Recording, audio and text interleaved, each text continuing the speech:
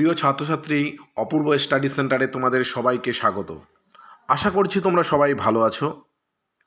এর আগের ভিডিওতে আমি দশম শ্রেণীর ভূগোল বিষয়ের প্রথম অধ্যায়ের নদীর চ্যাপ্টার থেকে 3 ও 5-এর কিছু প্রশ্ন দিয়েছিলাম।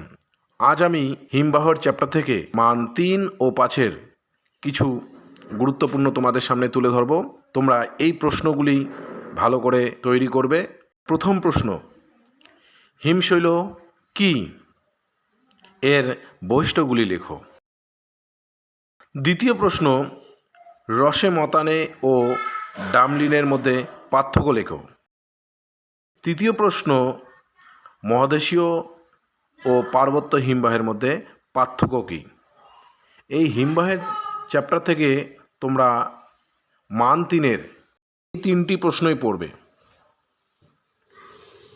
এরপর আমরা আলোচনা করছি মান 5-এর প্রশ্ন।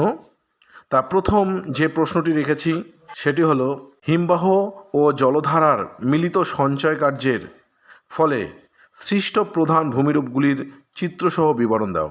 এবার কিন্তু নদী আর হিমবাহ এখান থেকে মান 5-এর প্রশ্ন আসবেই, কারণ এর আগের ইয়ারে অর্থাৎ 2024 সালে তোমাদের ভূগোলে মান 5-এর বায়ু চ্যাপ্টার থেকে আসছে।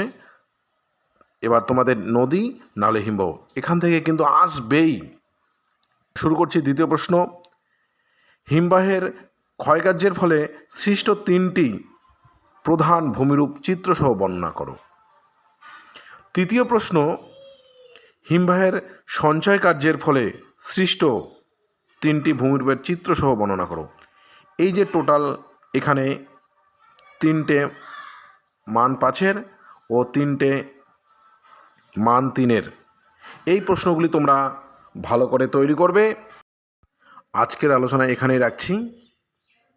খুব দ্রুত তোমাদের জন্য নতুন আরেকটি ভিডিও নিয়ে হাজির হব।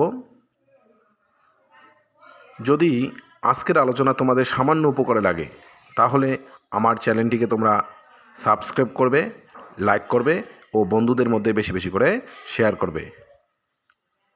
টাটা।